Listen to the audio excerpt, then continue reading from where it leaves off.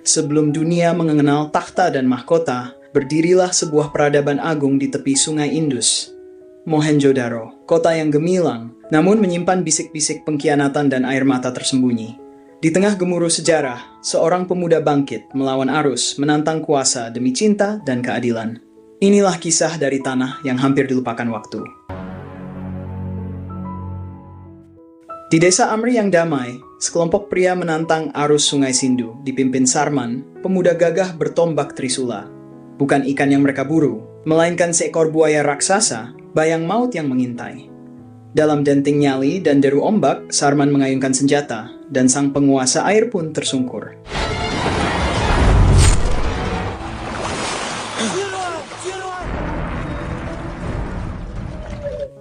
Mereka pulang, membawa keberanian dalam diam dan kemenangan dalam sunyi.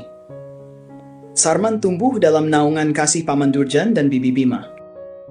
Malam itu, mimpi membawanya terbang ke dunia aneh. Seekor makhluk bertanduk satu muncul, berdiri di depan bangunan megah yang asing namun memesona.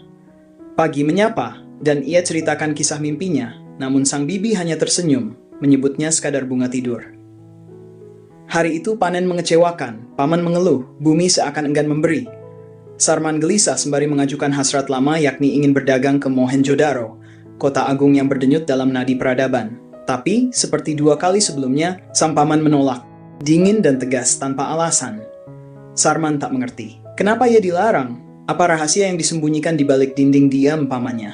Pertanyaan menggantung, seperti bayangan di ujung mimpi yang belum usai. पाएंगे उसे दुर्जन? जब तक हो सके.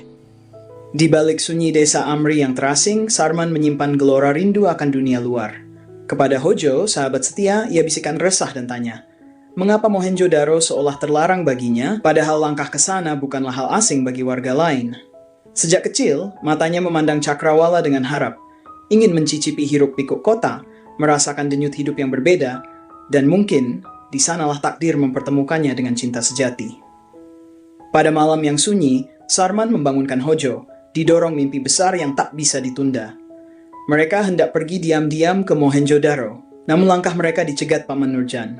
Tak ada amarah, hanya pandangan dalam penuh makna. Ia mengizinkan Sarman pergi, dengan syarat yang tak bisa dilanggar lagi. Jangan turunkan harga barangmu, orang-orang di kota terkenal serakah dan rakus. Karena itu berhati-hatilah dan jangan mudah percaya. Lalu diberikannya sebuah bungkusan, sembari berkata jangan kau buka, kecuali saat harapan terasa mati. इसे रख अपने पास, जो कभी जीवन मरण का सवाल हो. Di tengah perjalanan, Sarman seakan mengabaikan nasihat sang paman lalu membuka bungkusan itu dengan hati-hati. Di dalamnya terpampang sebuah lempeng logam, terukir simbol hewan bertanduk satu, makhluk yang sering mengunjungi mimpinya. Tak bisa disangkal, ada ikatan tak kasat mata antara dirinya dan simbol itu. Sesampainya di Mohenjo-daro, matanya terpukau. Kota yang megah, penuh dengan bangunan yang menjulang tinggi, seakan mengingatkan pada keabadian. Baru kali ini ia menyaksikan kota sebesar ini, dan terbayang di benaknya bagaimana di zaman kuno manusia mampu menciptakan karya seagung itu. Di setiap sudut kota, 6 simbol wilayah berdiri tegak, dan satu di antaranya kembali menghadirkan gambar hewan bertanduk satu.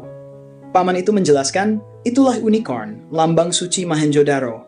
Dihormati oleh penduduknya, ia dipercaya sebagai kendaraan Dewi Sindhu.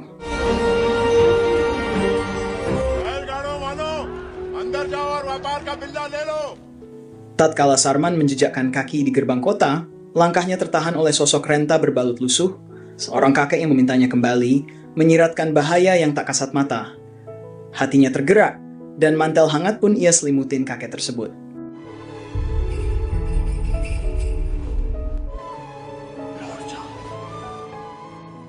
Tak jauh dari situ, seorang penjaga kota berkata, dialah Jahiro, dulu bangsawan terhormat, penemu tanah ini, kini tersesat dalam arus waktu. Makin dalam ia melangkah, Sarman tersentak. Bangunan megah menjulang, persis seperti dalam mimpinya. Aneh tapi akrab, asing namun dekat, seolah masa lalu berbisik dari balik bayang kota. हम यहाँ सिर्फ व्यापार के लिए आए हैं, भूलना मत. Pasar Mohenjo-daro tahun ini lebih hidup dari biasanya. Di tengah hiruk pikuknya, Sarman dan Hojo membuka lapak sederhana, membawa hasil bumi dari desa. Sarman menata batu lanjuli biru, permata langka yang memesona, bisa dijadikan perhiasan atau pewarna alami. Di sebelahnya, Hojo menjual peluit burung dari tanah liat, benda kecil yang unik dan menarik banyak mata. Keramaian makin semarak saat rombongan pedagang asing tiba dari Persia dan Asia Tengah. Rombongan asing itu datang membawa hewan-hewan besar yang belum pernah dilihat mata penduduk. Wajah-wajah terpana menatap makhluk tinggi berotot dan anggun langkahnya. Barulah diketahui hewan itu bernama kuda. Makhluk asing yang seolah datang dari ujung dunia, begitu langka, begitu memukau bagi Mohenjo-daro yang baru mengenalnya. Di tengah keramaian pasar yang perlahan mulai lengang, Sarman berdiri menjaga lapaknya dengan penuh keyakinan. Dalam benaknya terngiang pesan pamannya untuk tidak menurunkan harga batu lanjuli. Seorang pedagang menghampiri menawar 8 karung gandum sebagai ganti batu lanjuli yang menarik perhatiannya. Tawaran itu menggiurkan, namun Sarman menolak halus. Ia tetap pada pendiriannya. Batu itu hanya akan ditukar dengan 10 karung gandum. Tak lama seorang penjaga pasar mendekat, lalu menyarankan agar Sarman menerima saja tawaran itu sebelum pasar benar-benar sepi.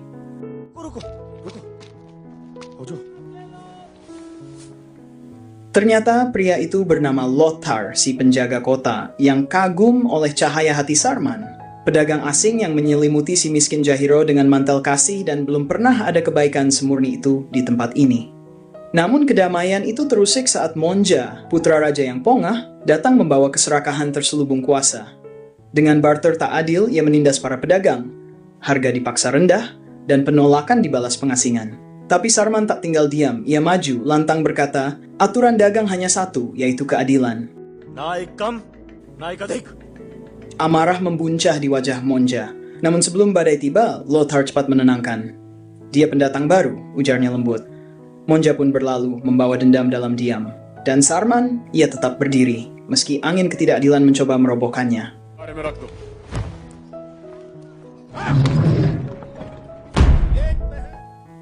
Nyawa Sarman nyaris terenggut, tapi takdir memberinya napas kedua.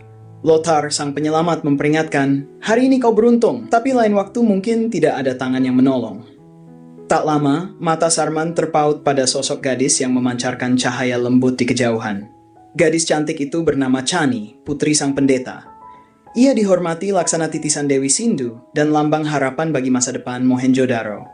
Ketika sahabat Chani diganggu pemuda-pemuda nakal, Chani menghadang dengan wibawa seorang dewi, mengancam akan mengutuk mereka menjadi tanah. Mereka gemetar ketakutan, tak tahu bahwa semua itu hanyalah tipu daya.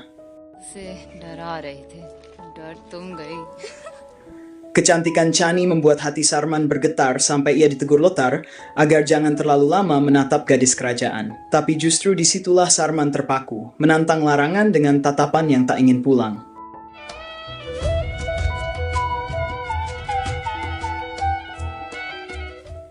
Di kota Mohenjo-daro, Raja Maham tengah memimpin rapat penting. Dengan bangga, ia mengumumkan rencana besar. Pembangunan bendungan demi kemakmuran rakyat, sekaligus menaikkan pajak. Namun, Menteri Pertanian menentang keras. Ia menuduh proyek itu hanya ambisi pribadi sang raja untuk menyaingi Harappa, bukan demi rakyat yang telah menderita 15 tahun terakhir. Putra Maham, Monja, langsung naik pitam dan membela ayahnya, menuduh sang menteri menyebar fitnah. Suasana memanas hingga penengah kerajaan bernama Kulka mengambil alih. Ia meminta para menteri memilih kepalkan tangan jika menolak atau membuka tangan jika setuju. Hasilnya mengejutkan. Semua tangan terbuka pertanda mereka setuju atas semua keputusan raja.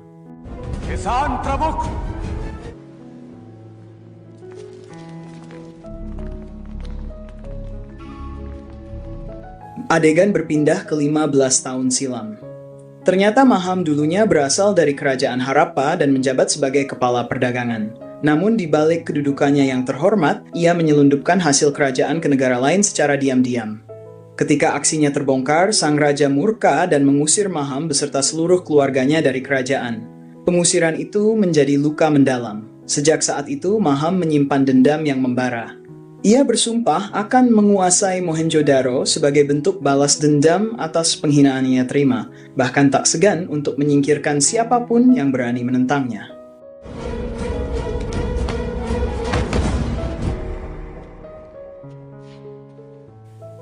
Keesokan harinya, saat sedang berdagang, Sarman bertanya pada Lothar apakah ia bisa bertemu dengan sang pendeta.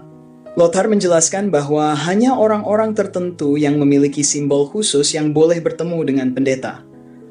Tanpa banyak bicara, Sarman mengeluarkan simbol bertanduk satu yang dulu diberikan oleh pamannya. Seketika Lothar terkejut dan penasaran dari mana Sarman mendapatkan simbol itu. Meskipun penuh tanda tanya, mereka akhirnya menyamar sebagai warga pribumi dan berhasil masuk ke kawasan istana. Di sana, sebuah kejadian tak terduga terjadi. Seekor kuda mengamuk di halaman istana. Dalam kepanikan yang melanda, Sarman bergerak cepat menyelamatkan Chani dan menjinakkan kuda yang membuat semua orang terkesima dengan keberaniannya.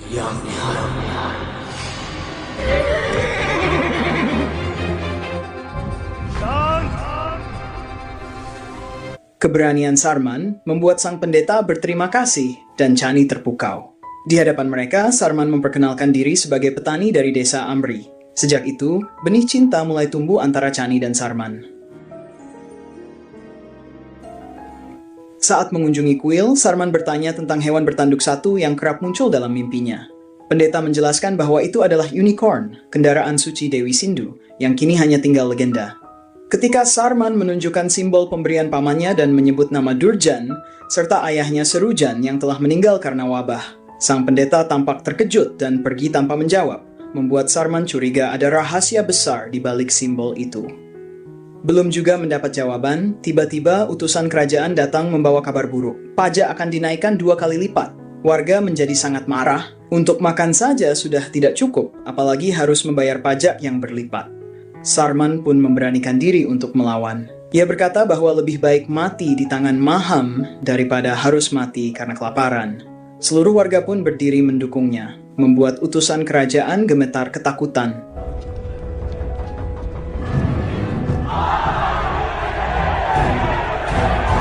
Kabar tentang keberanian seorang pemuda yang menentang aturan akhirnya sampai juga ke telinga Maham. Selama 20 tahun memerintah, belum pernah ada satu orang pun yang berani melawan kehendaknya. Merasa terusik, Maham segera mengutus Gulka untuk mencari tahu siapa sebenarnya pemuda tersebut. Esok harinya, Chani menyamar sebagai rakyat biasa demi memberi petunjuk tentang keberadaan Sarman. Juno, sahabatnya, diliputi rasa cemas karena takut penyamaran itu diketahui. Beruntung warga sekitar tidak mengenalinya. Namun, Sarman yang jeli langsung menyadari bahwa wanita itu adalah Chani, sembari bergumam kalau Chani tampak jauh lebih cantik tanpa memakai atribut kerajaan. Mereka pun berjalan beriringan, langkah mereka sederhana namun penuh makna. Dalam sunyi yang menyertai, cinta pun mulai tumbuh perlahan di antara keduanya. Namun, kebersamaan itu tak luput dari pandangan Gulka. Sadar akan bahaya yang mengintai, mereka segera kabur, berlari menembus waktu dan kemungkinan. Beruntung, jejak mereka tak sempat ditangkap.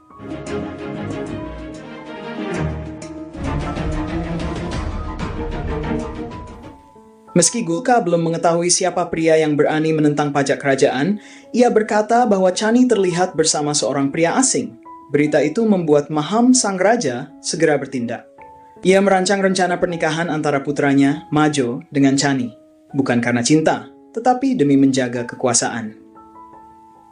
Malam itu, kerajaan berselimut pesta dan cahaya. Di tengah keramaian, Sarman menyelinap. Ia menyamar sebagai undangan, masuk ke istana dengan nyali membara. Di sana, matanya menangkap sosok Raja Maham tengah melakukan transaksi rahasia dengan seorang raja lain. Sebuah pedang panjang ditunjukkan, dan emas dalam jumlah besar diperlihatkan dengan bangga. Sarman pun mulai curiga, dari mana datangnya semua kekayaan itu? तैयार है महाम बस कुछ और सूरज में लगान की है उससे अधिक मुझे तेरे शस्त्रों की है. Di tengah gemerlap festival Sokoka, pendeta kerajaan mengumumkan kabar bahagia. Putrinya, Jani, akan bertunangan dengan Monja, putra sang raja. Namun di balik sukacita, mata tajam Monja menangkap sosok asing di kejauhan. Ia segera memerintahkan Gulka untuk menyelidiki. Saat irama mengalun dan para penari menari, satu sosok asing menari selaras, walau tak dikenal. Geraknya luwes, nyaris sempurna, hingga tak seorang pun curiga. Namun cinta tak bisa ditipu. Dalam tarian dan keramaian, mata Jani menangkap kebenaran. Penari asing itu adalah Sarman.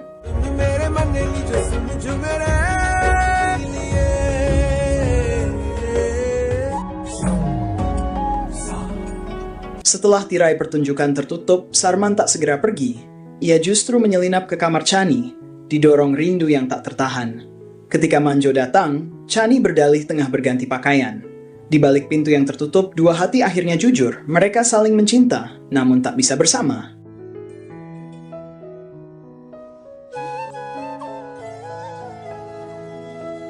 Takdir telah menulis nama Chani untuk Monja sejak ia lahir, saat seorang peramal menyebutnya sebagai putri perubahan masa depan. Demi ambisi, Maham melamarkannya bagi putranya. Ketika Monja kembali, Sarman terpaksa kabur melalui pintu belakang, tapi tertangkap mata Maham. Tatapan tajamnya bicara lebih dari kata, meski tubuhnya tetap diam. Segera setelah kabar tentang Chani dan pemuda asing merebak, Maham dan Monja bergegas ke kuil. Di sana sang pendeta diperintah untuk mengurus pernikahan hanya dalam 2 hari. Singkat cerita, hari yang ditentukan pun tiba. Chani, dengan hati yang berat, melangkah menuju takdir yang bukan pilihannya. Ibu Monja yang pernah merasakan getirnya cinta tanpa restu hati, menyadari kehampaan di mata Chani.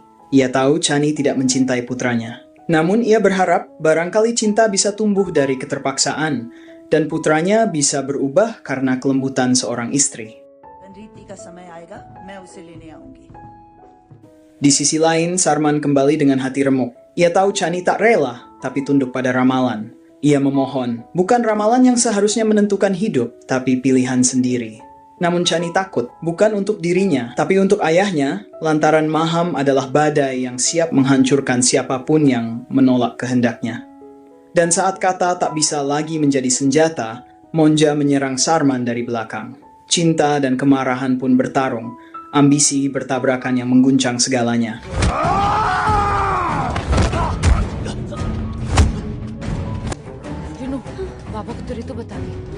Warga berkumpul di depan gerbang, merasa disisihkan dari pernikahan yang seharusnya menjadi bagian dari perubahan besar.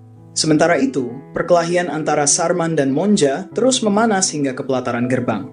Dengan keberanian, Sarman berhasil mengalahkan Monja di hadapan rakyat. Kekalahan putranya membuat Maham murka. Manjo segera melapor bahwa Sarman telah mendekati calon istrinya. Mendengar itu dan sadar bahwa Sarman adalah pemuda yang menghasut warga menolak membayar pajak, Maham memutuskan untuk menghukumnya. Namun sebelum dihukum, ia memberi Sarman satu kesempatan terakhir, menjalani ujian tradisional yang dikenal dengan Bakar dan Zokar, ujian yang tak seorang pun sanggup menaklukkannya. Sarman, dengan nyala keberanian di dada, meminta satu hal. Jika ia berhasil, maka Chani bebas dari perjodohan. स्वीकार है।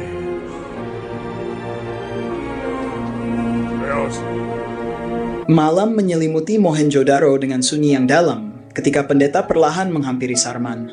Dengan sorot mata yang berat oleh masa lalu, ia mengungkapkan rahasia yang selama ini terkubur dalam bisu. Ternyata sebelum Maham mengangkat diri menjadi raja, Mohenjo-daro pernah dipimpin oleh seorang pemimpin agung bernama Srujan, yang tak lain adalah ayah kandung Sarman sendiri.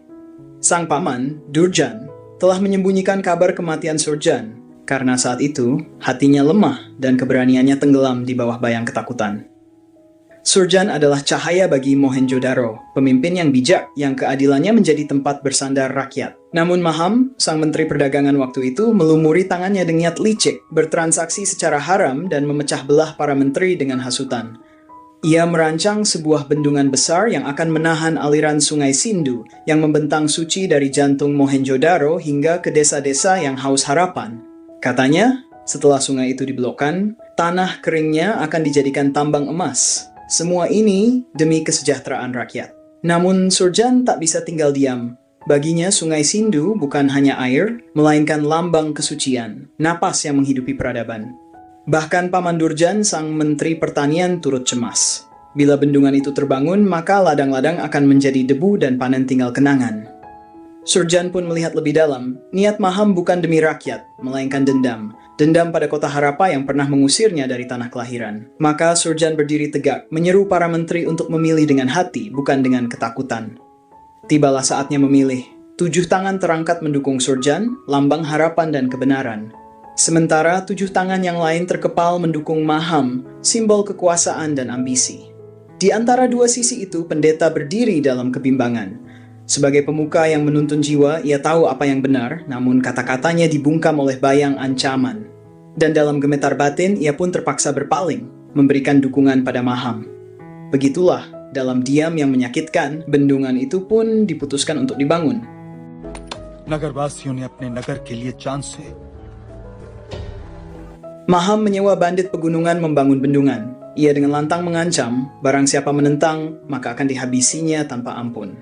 Srujan dan Durjan bangkit melawan, namun Maham licik. Ia menaruh emas di rumah Surjan untuk memfitnahnya sebagai pengkhianat. Dalam sidang, Surjan memohon pada pendeta yang dikenalnya sejak kecil, namun sang pendeta bungkam, diliputi ragu. Begitupun dengan Durjan, ia tidak berdaya dan dalam kesedihan membiarkan Surjan dieksekusi. Di saat yang sama istrinya meninggal, menambah kelam kisah duka. Setelah itu, Maham mengambil alih kekuasaan. Aturan dagang diubah, hukum dipelintir demi dirinya. Bendungan yang katanya untuk kebaikan justru membawa paseklik. Lantaran yang didapat bukanlah kesejahteraan, melainkan penderitaan. Pendeta diliputi rasa bersalah yang dalam atas segala yang telah terjadi. Dengan hati yang remuk, ia menengadah dan memohon ampun atas dosa dan kesalahan yang telah membelenggu perjalanan ini. Keheningan hatinya, ia menyadari satu hal. Hanya Sarman yang mampu menghentikan badai yang mengancam segalanya. Sarman dalam pencariannya yang sunyi namun penuh makna, akhirnya mengerti kalau ia bukanlah orang asing bagi tanah ini. Ia adalah darah dari sang raja, anak yang terlahir untuk membawa cahaya kembali ke kota kelam ini. Sementara itu di desa Amri yang sederhana, seorang pedagang kembali dari perjalanan jauh. Durjan, dengan gelisah yang tak mampu ia sembunyikan, menyambutnya dan segera bertanya tentang Sarman. Kekhawatiran tumbuh. Mungkinkah Sarman telah mengetahui rahasia yang mereka simpan dalam-dalam, yang tak pernah seharusnya terungkap? Hari yang menentukan akhirnya tiba. Sarman berdiri sendiri di tengah gelanggang nasib, sementara Bakar dan Zokar, dua raksasa buas dari pegunungan, menghampirinya dengan langkah mengguncang bumi. Mereka dikenal kejam, kuat, dan haus pertarungan.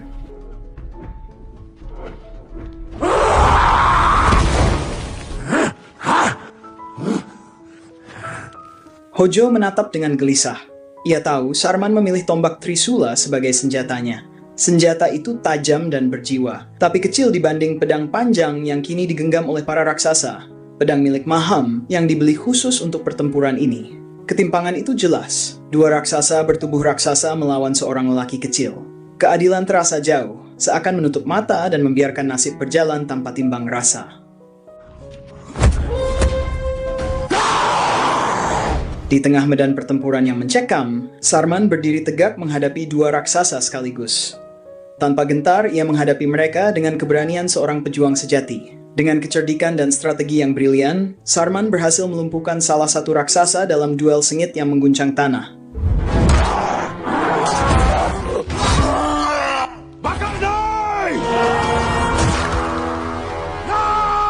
Namun saat satu raksasa tersisa, Sarman tidak terburu nafsu untuk menghabisinya. Ia menahan diri, menunjukkan bahwa seorang pahlawan sejati bukan hanya kuat dalam bertarung, tapi juga bijak dalam menentukan akhir.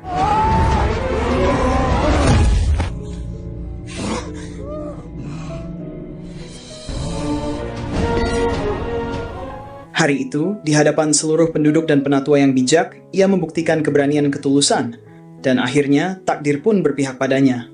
Sarman keluar sebagai pemenang. Kemenangan itu bukan sekadar gelar, melainkan kunci kemerdekaan hati bagi Chani, yang selama ini terbelenggu dalam perjanjian kelam untuk menikahi Monja, pria yang tak mengenal cinta, hanya obsesi. Senyum kelegaan menghiasi wajah sang pendeta. Dalam hatinya, ia merasa yakin, inilah dia, pemuda yang akan membawa angin perubahan dan menyinari tanah mereka yang telah lama dirundung ketidakadilan. Namun kekalahan membakar hati Monja. Dendam membutakannya, hingga ia membunuh sang pendeta, cahaya terakhir yang menuntun kebenaran. Tak cukup di situ, ia memburu Chani, berniat memilikinya dalam kematian bila tak bisa hidup bersama. Tapi cinta datang tepat waktu. Sarman muncul bagai badai yang memulihkan langit. Dalam pertempuran sengit, Monja pun tumbang di tangannya, bersama angkara dan kelam yang selama ini mencengkeram.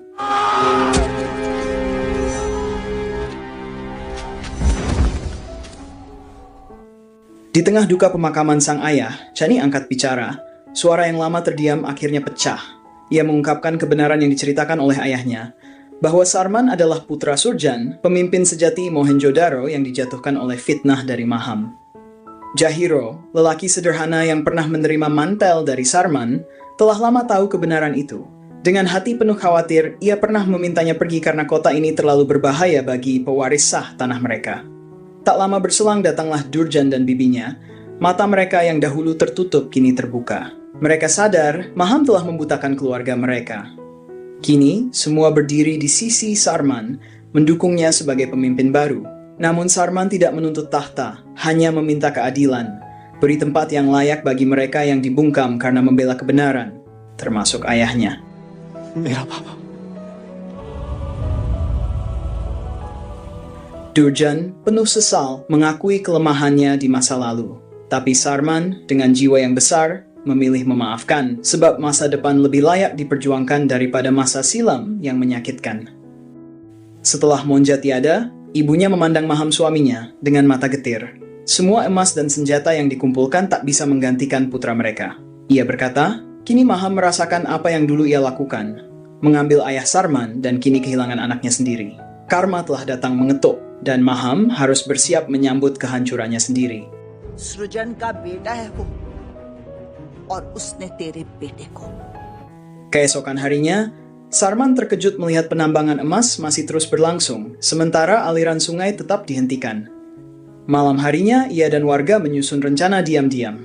Saat kereta pengemas melintas, mereka menghadangnya. Penjaga gerbang disandera, jalur senjata diputus. Di tengah kekacauan, Sarman mengungkapkan kebenaran. Emas itu dipakai untuk membeli senjata demi ambisi Maham membalas dendam pada kota Harappa. Kini, seluruh warga tahu siapa Maham sebenarnya. Mereka datang ke istana bukan dengan senjata, tapi dengan kebenaran. Maham tak lagi punya pendukung. Ia berdiri sendirian, dan Sarman berseru, negeri ini tak butuh pemimpin baru, karena setiap jiwa adalah pemimpin bagi tanahnya. Maham akhirnya diarak, kehancuran menjadi takdirnya.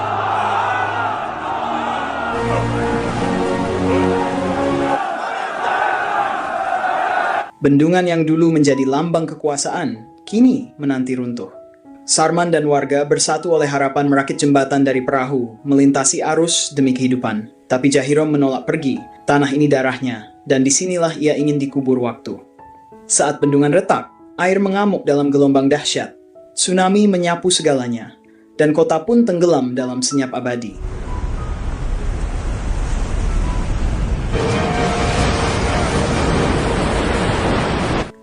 Seluruh warga berhasil diselamatkan dan menetap di tanah baru yang subur. Sebuah sungai mengalir tenang di sana, dinamai Sungai Gangga, nama yang terus hidup hingga kini. Di tepian air yang jernih, Sarman akhirnya melihat sosok yang selama ini hanya hadir dalam mimpinya, yaitu seekor unicorn berdiri megah, menatapnya lembut. Cerita pun berakhir, seperti bisikan alam yang menyatu dengan takdir.